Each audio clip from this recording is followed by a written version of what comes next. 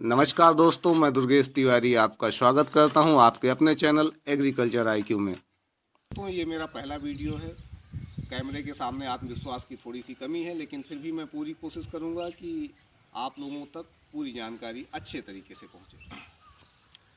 तो दोस्तों, दिसंबर महीने का आखिरी समय चल रहा है और अब जनवरी की शुरुआत होने वाली है। ऐसे समय में हमें उन फसलों की तैयारी शुरू कर देनी चाहिए जिन्हें 15 फरवरी के बाद गर्मियों में बोया या लगाया जाता है, जैसे कि लौकी, तरोई, कद्दू, करेला और अन्य बेल वाली फसलें। इन सभी की अगेती नर्सरी तैयार करने के लिए गर्म तापमान की आवश्यकता होती है, लेकिन सर्दियों में प्राकृतिक तापमान इतना अनुकूल नहीं होता। इसी कारण हमें नर्सरी के लिए लो टनल पॉली हाउस की आवश्यकता पड़ती है। लो टनल पॉली हाउस की मदद से हम नर्सरी को ठंड से बचाकर अंदर आवश्यक गर्म वातावरण तैयार कर सकते हैं। लो टनल पॉली हाउस बनाने की सबसे अच्छी, सस्ती और देसी विधि में हमें केवल बांस की डंडी, प्लास्टिक का धागा और बाजार में आसानी से मिलने वाली सफ़ेद पॉलीथीन की आवश्यकता होती है। दोस्तों, आज मैं आपको इन्हीं चीज़ों की मदद से लो टनल पॉली हाउस बनाकर दिखाने वाला हूँ। हम अपने पॉली हाउस की लंबाई लगभग 15 फीट, चौड़ाई लगभग 5 फीट रखेंगे। इसके लिए हमें 8 से 8.5 फीट की लंबी बांस की डंडियों की आवश्यकता होगी और साथ ही लगभग 20 फीट लंबी पॉलीथीन लगेगी। ध्यान रखने वाली बात यह है कि पॉलीथीन हमें अपने पॉली हाउस की लंबाई चौड़ाई से लगभग 5 फीट अतिरिक्त रखनी चाहिए, ताकि हमारा लो टनल पॉली हाउस दोनों तरफ से अच्छे से बंद और ठंड से सुरक्षित रह सके।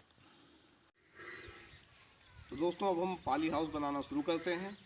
दोस्तों, सबसे पहले हम बांस की डंडियों की गांठों को अच्छे से साफ कर लेते हैं, ताकि उन गांठों की वजह से हमारी पॉलीथीन कहीं भी फटे नहीं। तो चलिए अब हम लो टनल पॉली हाउस बनाना शुरू करते हैं। सबसे पहले हम ज़मीन पर नाप लेकर सही जगह निशान लगा लेते हैं। इन निशानों पर लगभग 4 इंच गहरे छोटे छोटे गड्ढे तैयार कर लेते हैं। इसके बाद हम बांस की डंडियों को इन गड्ढों में लगाकर अच्छी तरह से फिट कर देते हैं, ताकि सभी डंडियां सही दूरी और एक समान तरीके से खड़ी रहें। डंडियां लगाने के बाद हम प्लास्टिक के धागे से बुनाई करना शुरू करते हैं। यह बुनाई एक सिरे से शुरू होकर दूसरे सिरे तक की जाती है, जिससे पूरा फ्रेम एक दूसरे से मजबूती से जुड़ा रहे। बुनाई पूरी होने के बाद अब सबसे ज़रूरी काम आता है लो टनल फ्रेम को सहारा देना। इसके लिए हम दोनों साइड में थोड़ी थोड़ी दूर पर 2 खूंटियाँ गाड़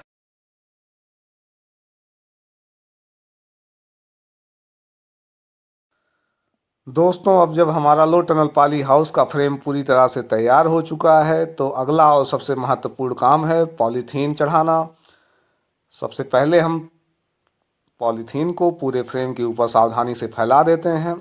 ध्यान रखें कि पॉलीथीन कहीं से भी खींची हुई या मुड़ी हुई ना हो, ताकि उस पर हवा या ठंड का सीधा असर ना पड़े। इसके बाद हम पॉलीथीन को दोनों साइड से ज़मीन में मिट्टी से दबा देते हैं, या तो फिर उन पर ईंटें रख देते हैं, जिससे कि हवा अंदर ना जा सके और पॉलीथीन को उड़ा ना पाए।